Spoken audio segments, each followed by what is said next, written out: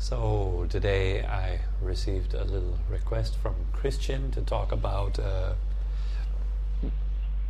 love. He just said that. Can you talk a little bit about love? So let's see.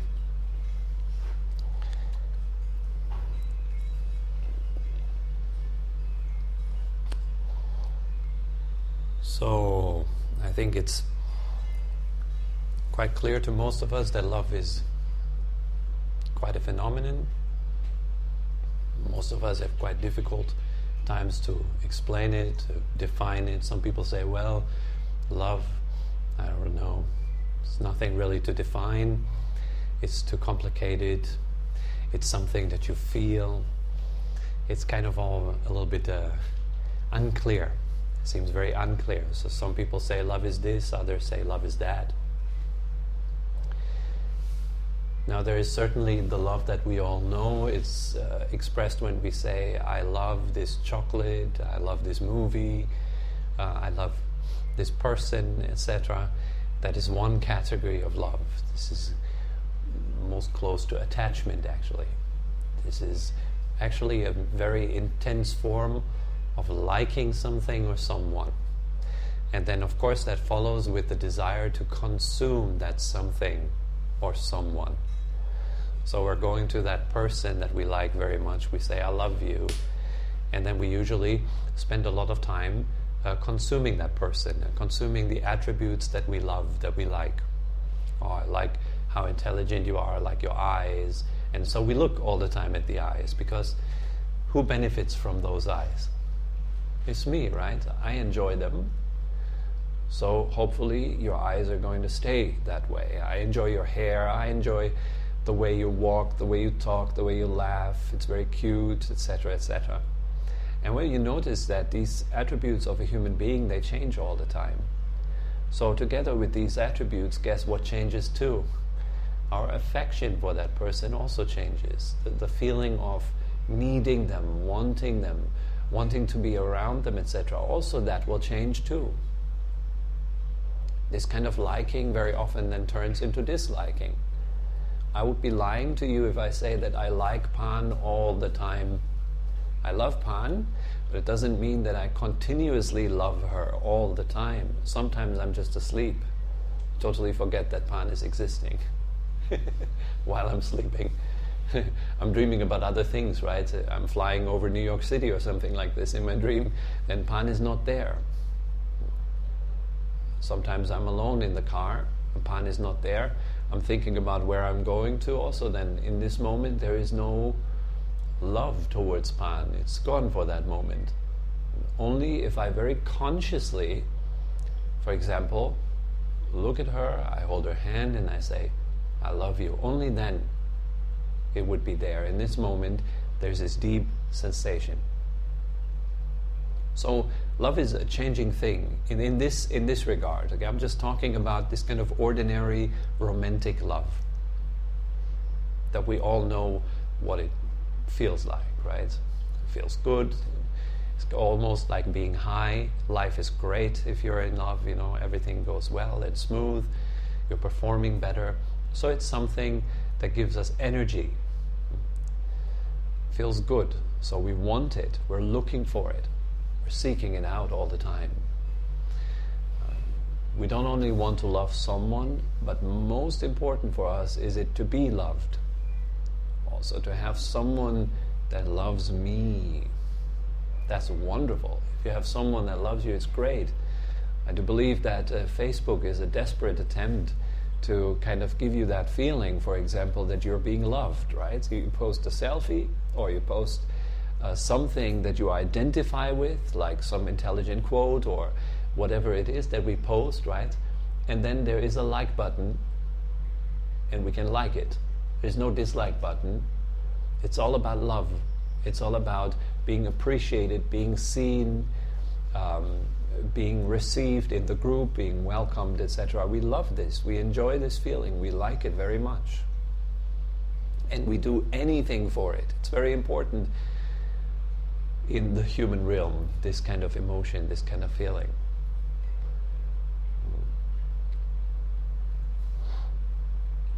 But as it is actually a hidden form of attachment, we are attaching to someone else. What that really means is that we are making another person or another thing responsible for our own happiness.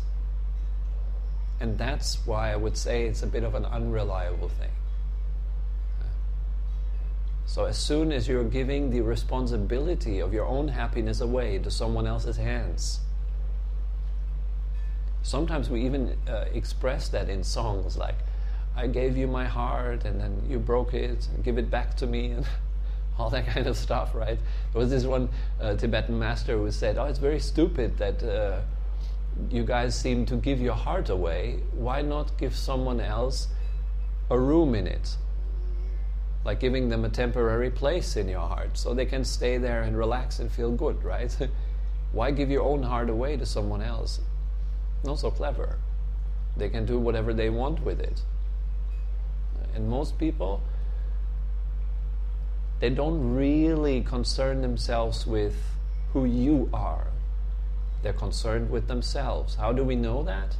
Well, if we observe ourselves, the majority of the time, throughout the day and throughout the night, it's all about me and my experience of this world. We don't really know other people. We don't read their minds. We don't know their emotions. We're kind of a bit imprisoned in our own little world and the way we experience other people from our own little worldview. We're seeing others through our own eyes, through our own emotions, through our own attachments, through our own likes and dislikes. And that is constantly changing. Very, very unreliable. So therefore, we should be looking for something more profound, something a bit more beneficial. We're not just looking for another thing or another person to consume. Something that is good for a while, until it gets boring. And, well, if we're unwilling to fix it, we just throw it away and replace it. Sometimes we're willing to repair it, to fix it, but only for a number of times until it is just too much. It just doesn't fulfill us anymore the way it did before. So we discard, and we need a new one. And it's not really love. Form of consumption.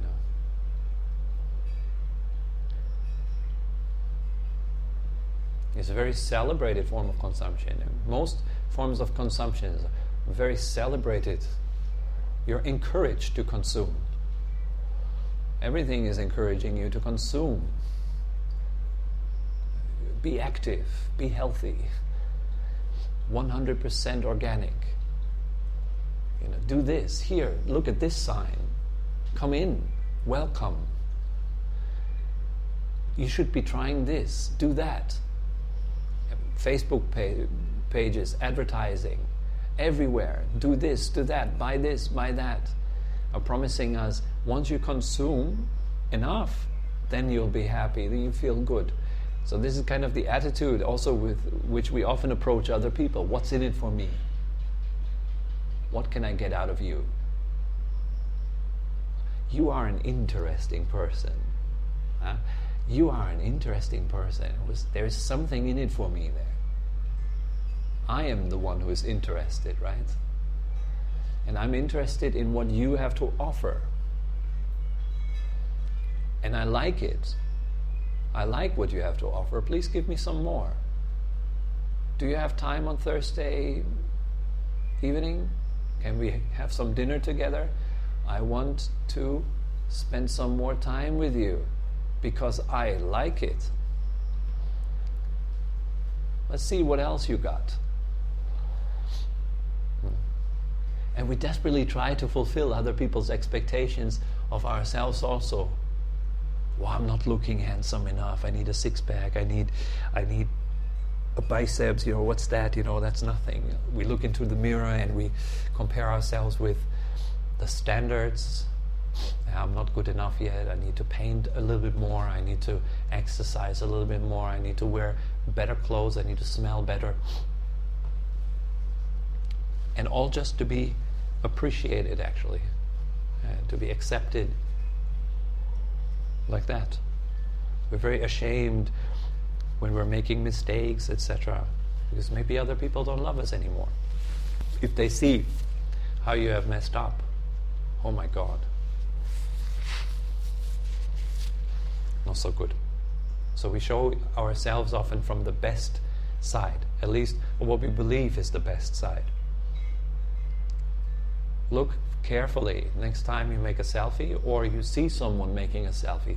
Look how long we take until it's the perfect angle.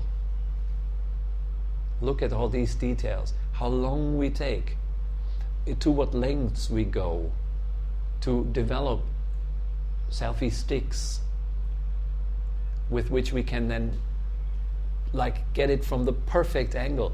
Then we would stand on very dangerous places and shoot ourselves from a very special angle just to make it appear like, I am lovable. And I go to great lengths to show and prove just how lovable I am.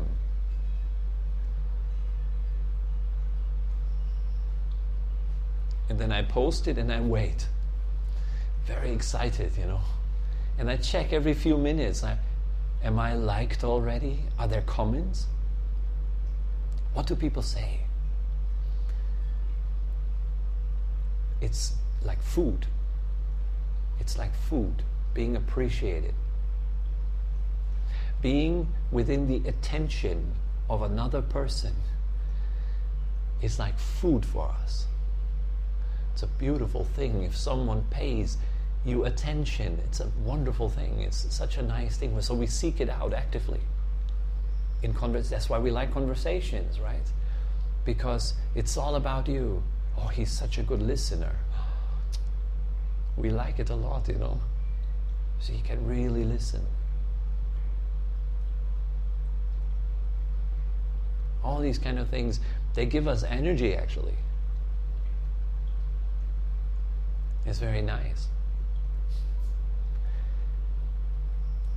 Now, you might already notice that love has something to do with attention. And seeking this attention means seeking for love. Because if you are within attention, or if anything arises within attention, and it is, let's say not attention, but let's say awareness. If anything arises within this awareness,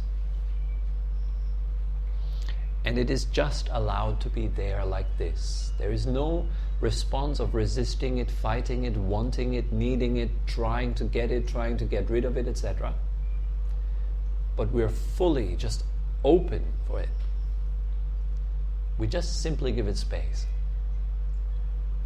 To me, that's one of the highest forms of expressing love.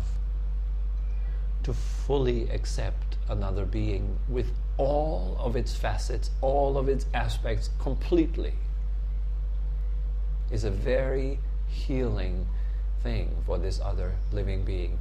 Now, you are closest to yourself.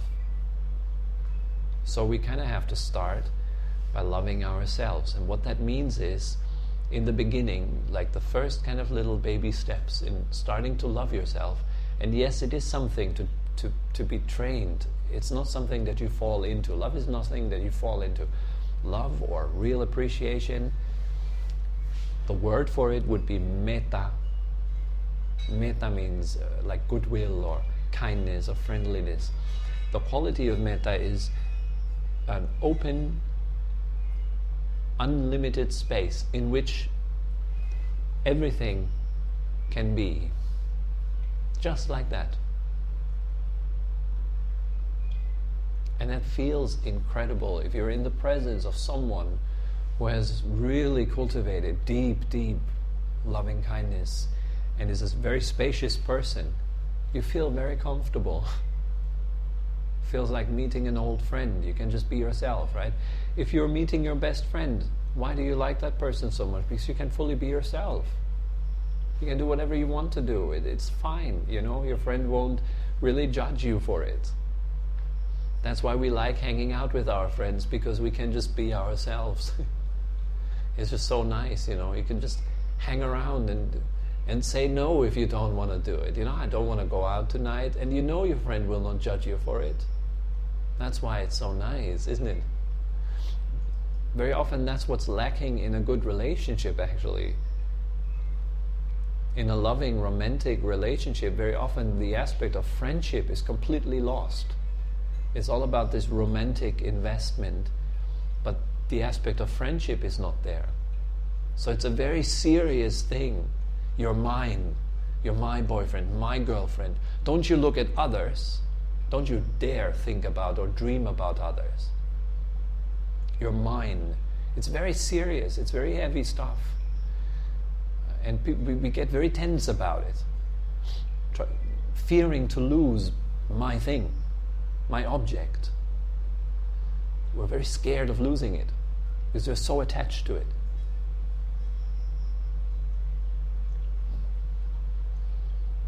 So all of that is gone in real love, because you give your own jealousy, your own problems, your own fears, your own worries space.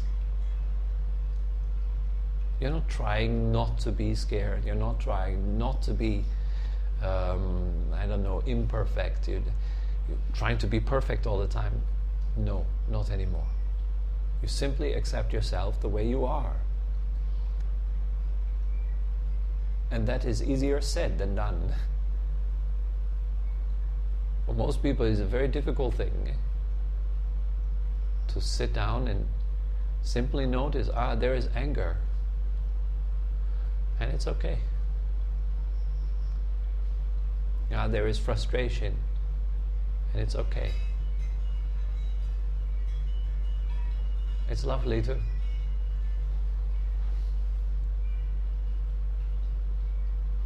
It's a lovely little frustration that comes and goes.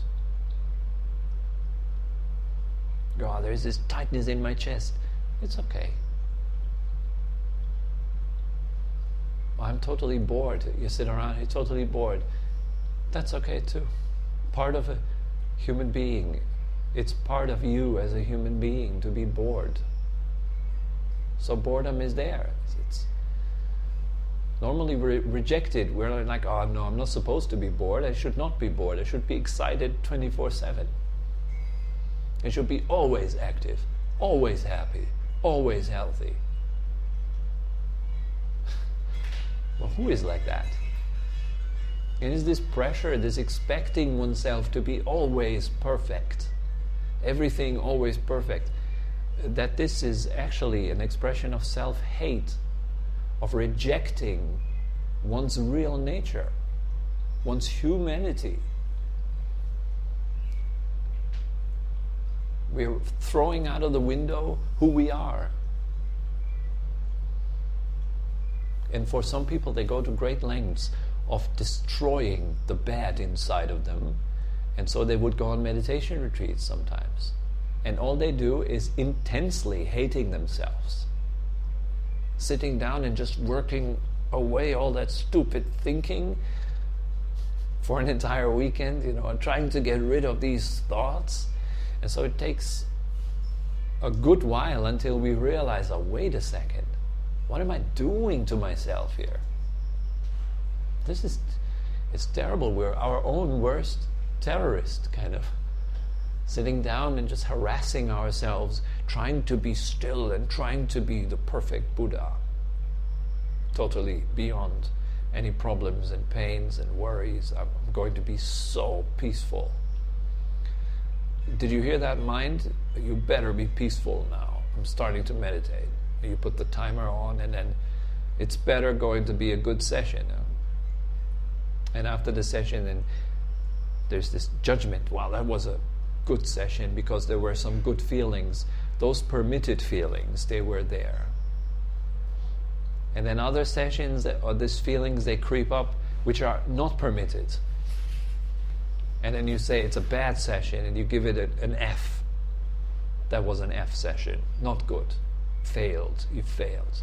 Failed session. I wasted my time. It was not a good meditation, right?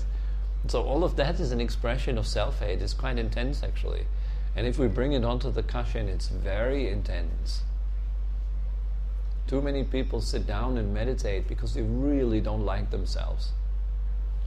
I mentioned that before.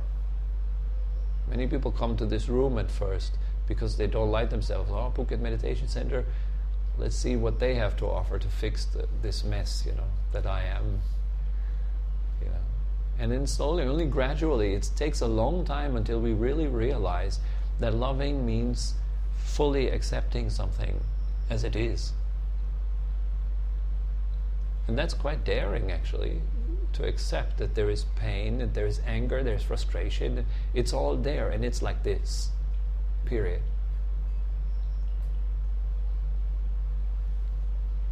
Not so easy. Isn't it the case that very often the first and very unconscious response is resistance? We're fighting. No, not this one, not now. Oh, that's a great feeling. Oh, fantastic. I hope it lasts.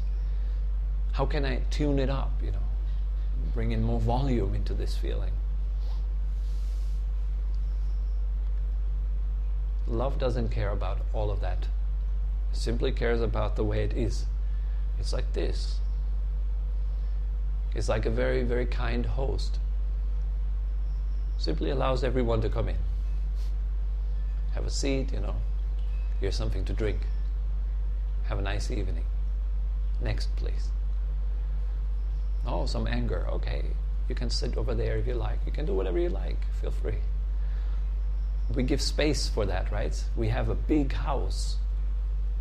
So big that our emotions don't collide with any wall in there. In fact, it's a house without any walls. It's just open, empty space. So you can allow all the emotions in. You can allow all this bad and good stuff to be in there. It doesn't crash into anything. There is no expensive porcelain in your house. There is no china in your house. There is no stuff that can break. There's just open space. That's what love is like. Love, therefore, cannot be destroyed. Nobody can destroy it. Nobody can destroy metta. Kind of impossible to destroy it. And if your metta becomes very, very expansive, then it means that includes more and more things. So in the beginning, of course, it's very easy to include those things which are pleasant. Like your friends, or your own aspects that you like. Like, I'm quite handsome, or I'm quite intelligent. I like myself because I helped someone today. That's nice, etc. So it's nice to like these aspects of yourself and to love you for those aspects, right? So start off with them. Get a feel of how it feels like to allow yourself to be like this. It's fairly easy. Second stage is with all those neutral things that are going on, like the hunger. When you feel hungry, I need to eat something, or I just want to go over there, or something like this. I'm sitting down on a chair. All that neutral kind of stuff going on, love that too. And then finally, and most difficult, you start to love these aspects about yourself that you're actually really hating. So you're sending them into a kind space. You allow them to be there.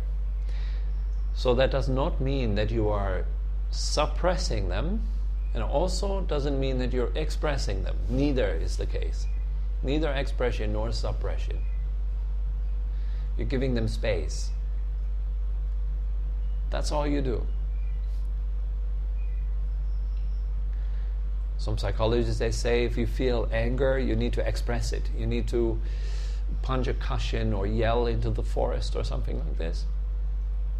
There are therapies like that. Well, in my experience, this is reinforcing the pattern of anger. It gives it weight, it gives it credibility, it gives it power. By expressing it, you're giving something power. You keep it spinning. You keep the wheel spinning. So it doesn't really dissolve. It gives a temporary relief. But it's not real relief. It's just a short-term relief. Like changing your posture. It gives you temporary relief, but the pain keeps coming back. Suppression also doesn't help. Ignoring the fact that you're angry. Oh, there is some anger. Yeah, I shouldn't be angry. And then just dissolving it, trying to push it away, trying to get rid of it, distracting yourself. That is suppression. Also doesn't help. We all know that. But what actually helps is if you stay put, calm, quiet, receptive and open. Simply recognize that there is anger. Anger is like this. And you give it a smile. You allow it to be there. Admittedly, it's a bit difficult in the beginning. Particularly smiling at it will feel kind of artificial and so forth. But that's why it's called a training. So we're training that. So training to smile at our own undesired aspects. Shame, guilt, worries, and so forth. We all have it, no?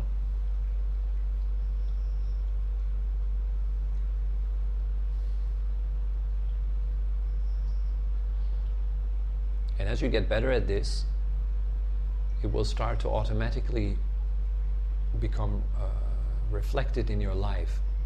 You might be visited by friends, and you receive them with love, all of their aspects.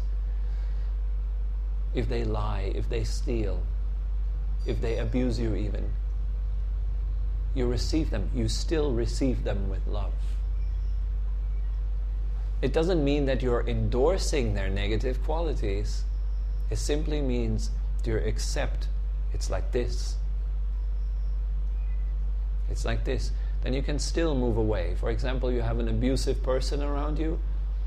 You don't have to stay loving someone or being kind with someone doesn't mean that you are surrendering to their abuse.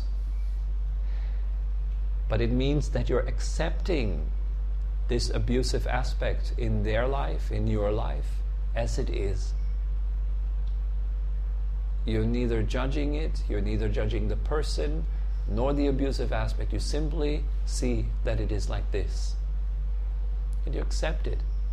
And you are able to receive it with warmth and understanding. And then you go away. It's not good to stay around abusive people. So you go away. You go to people who are inspiring and uplifting. It's better. So being kind and loving and open doesn't mean you become everyone's doormat. Absolutely not. Opposite. Not even opposite.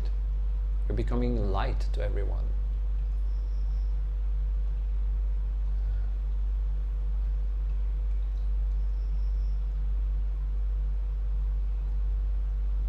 Everyone finds some space. Everyone enjoys space. It's something nice. So start by giving yourself this space. This is loving yourself. It's also forgiveness at the same time. Noticing that, okay, I did this and it's okay. You notice how difficult that is with some things? Maybe some of you have a great difficulty forgiving yourself for certain things you did.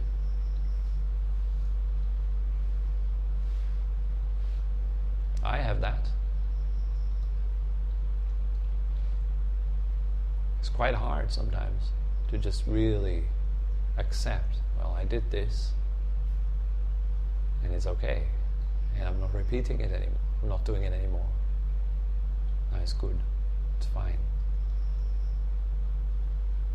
I'm not who I was. It's very important insight, this knowledge, and that can only happen if you kind of accept that there is shame, that there is guilt, that there is worry, that there is despair, anger, and all of that there. It's all there.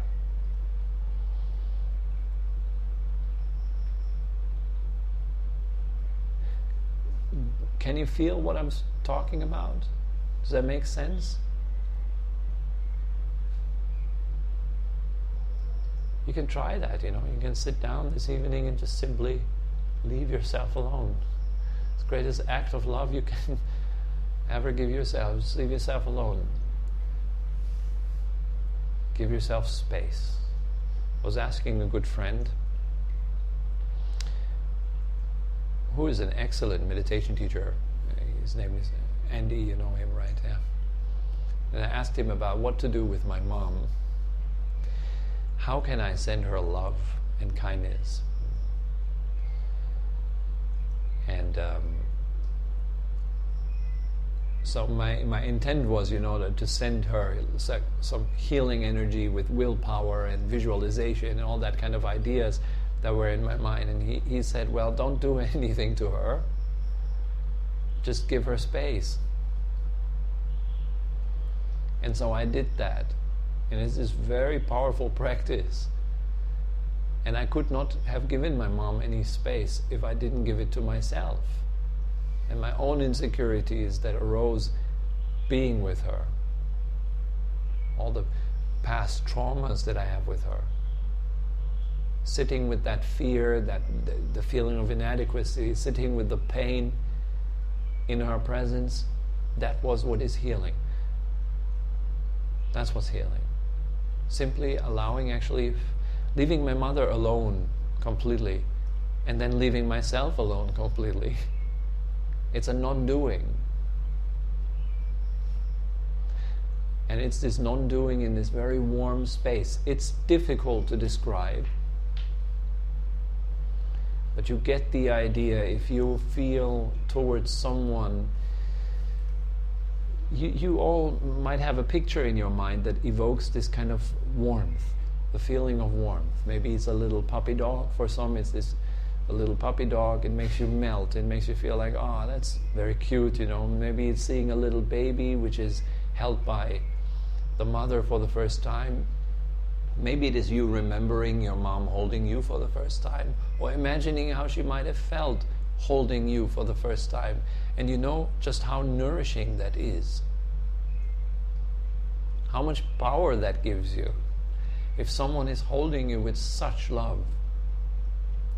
And the good news is you can hold yourself with that amount of love, with that amount of kindness, of full acceptance, totally non-judgmental. Your mom loves you for who you are.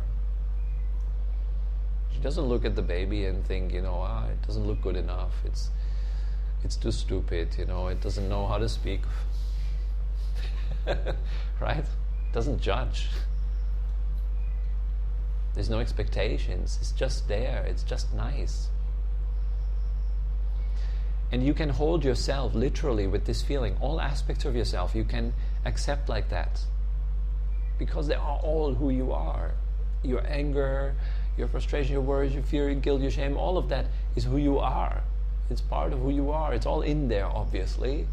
Otherwise it wouldn't come out in your meditation practice and show itself to you.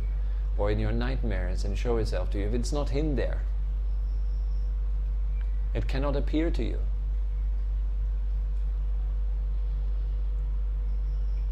To take it a step even further, if it's not in there, it cannot appear to you, period. That applies to life. Every situation you go through in life is nothing but a reflection of your own heart. It is something that resonates with you, whatever it is. The guy you see at the other side of the waiting room that you feel kind of critical about because he's just only staring into his phone and is not talking with his wife. It hits something inside of you. It pulls the string which is inside of you, and it makes a sound. It couldn't make that sound if it wasn't for the string. You wouldn't even notice the guy. Whoever you notice, whoever you have hate for or love for, whoever you're inspired by in your life, is someone that pulls a string inside of you. If it wasn't for the string inside of you, nothing would happen. There would be no sound, no emotion, no feeling, no thoughts. But it's this interplay that can show us ourselves, so we can learn something from absolutely everyone about ourselves. Everyone can teach us something about ourselves. The way they look at you, how that makes you feel. You can learn all about frustration and anger from a mosquito even. And it's all the frustration and anger is inside of you. It's not inside of the mosquito. It's in you. And it's right there. The only thing the mosquito needs to do is pull your strings. That's it. And if there's no anger inside of you, there can be thousands of mosquitoes. You're quite relaxed. If there's no anger inside of you, there can be thousands of bullies around you. You'll be having fun. There's no problem there. They're all nice guys. All you see is that there's a nice person in there. You don't see their actions. You see the being behind the action. And it's kind, it's beautiful, it's radiant. And has all the potentials to be kind, to be compassionate, like we all do.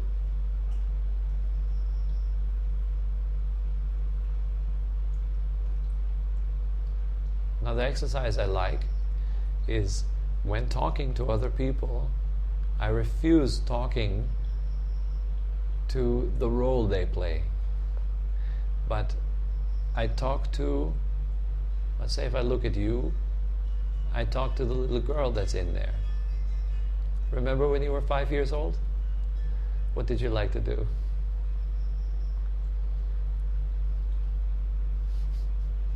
What did you like to do? What were you like? Were you as serious and adult as you were now? Or were you more playful and open, full of laughter and smiles? Easy to let go. Sometimes you see children, they cry and then you make a joke and suddenly they laugh. And tears are still running down on their cheeks, but they just laugh, you know. And it's an honest laugh. They can just switch like that. They're not holding anything. They're fully in the moment. It's quite powerful. And we all were like this.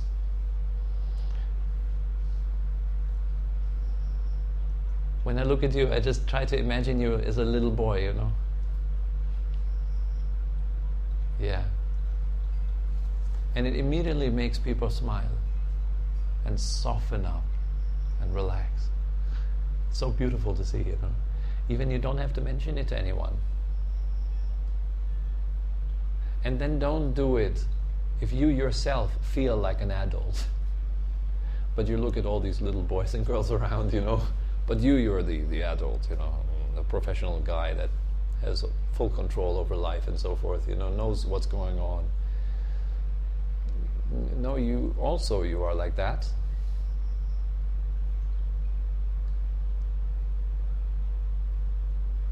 In fact, it's very true, no? We are like little children. What do we really know? Zoom out a little bit. You see this tiny blue ball with little tiny people moving all around, you know. Who are you? What big roles do you play, and what do you really know? How serious is it real? How serious is life, you know? It's very funny. If you contemplate like this, it becomes more and more funny. You become less and less serious about my life. I have to make really important decisions. It's really important stuff, you know, and I'm really worried that I'll make the wrong decisions because I really absolutely have to make the right decision. It's so cute, you know. You just keep zooming out again, then zoom in again, seeing that little guy, you know, like with just making the decision, you know, sitting in his car in the traffic jam, like writing his text to his boss that he'll be late for work, or I don't know, whatever, you know, and zoom out again. Say a little blue ball in the distance, you know, in this vast, infinite space.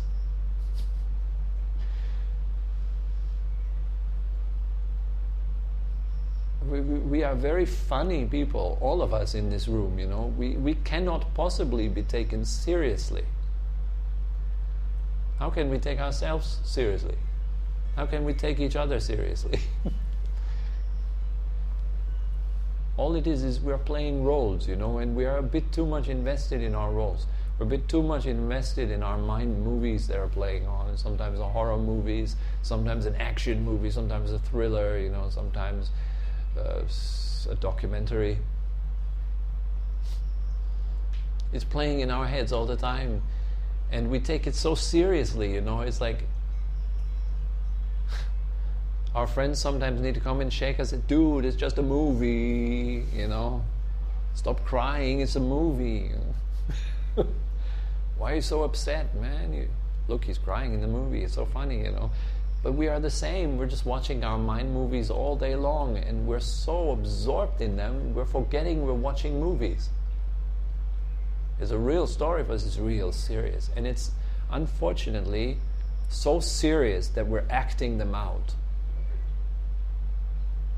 There was this time here in Thailand when there was this movie going on where one of these really flat soaps in Thailand that were like this kind of violent action soap that came like every evening, and it was all about like guys with sticks, and they had these kind of very special sticks, and they would use them as weapons to fight with each other. And you went out on the street and you saw all these little boys running around with sticks, hitting each other, and big wooden sticks and stuff, and they were hitting each other with it. But we are the same. The mind shows you something and you're acting it out in real life. Not in the mind cinema, but we act it out in real life because we take it so seriously. Your mind only needs one thing. It needs more love. Just watch it with love, with care. See, it's very cute. It plays its movies. That's what it does. There's emotions also. If we're too much invested in the movie, how do we know? We know it because emotions arise. Like, wow, that's awesome, that's exciting, or that's happy, or that's sad. In that moment when these emotions arise, we are separated from our natural, blissful, aware state, which is a very refined, powerful state of bliss, of happiness, of natural joy. The happiness that we experience from watching our movies, if it's a good movie, is pale against it. It's nothing. It's actually just nervousness.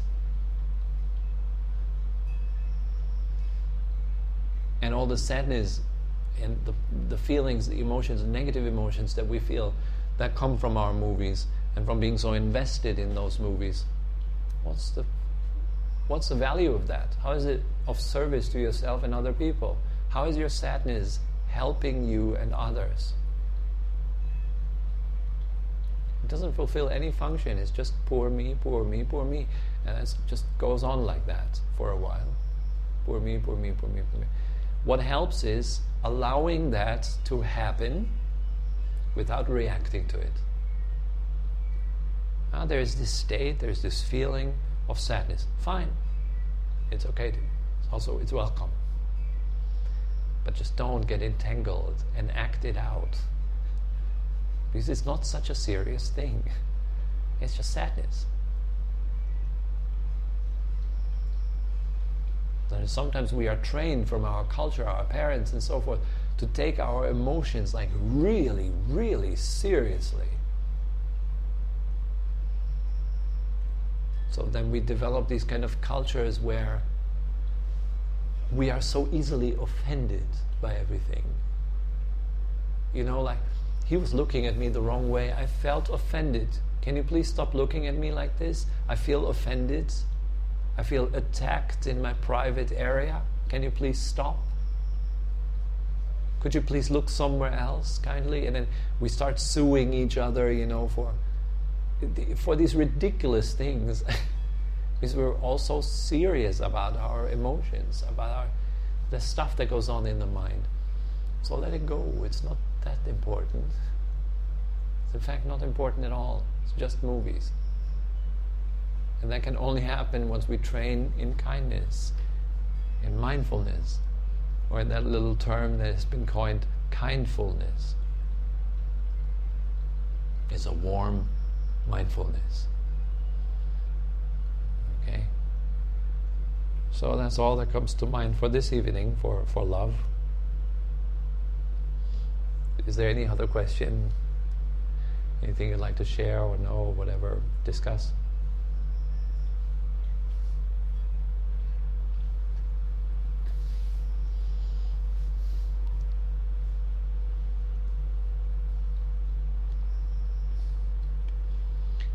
Sometimes maybe you guys are shy to ask in the class. That's okay too. Then you can also email me your questions or send them on Facebook, and I will just integrate them into the next class. As you see, I'm recording this so everyone else can benefit from your questions, because that's what's keeping those classes alive. It's the input, the interest of other people. So I really hope that whoever listens to that has some questions coming up in meditation practice, feel free to ask, and I will integrate it in the next class. All right? Good. Then have a nice evening, have a good weekend.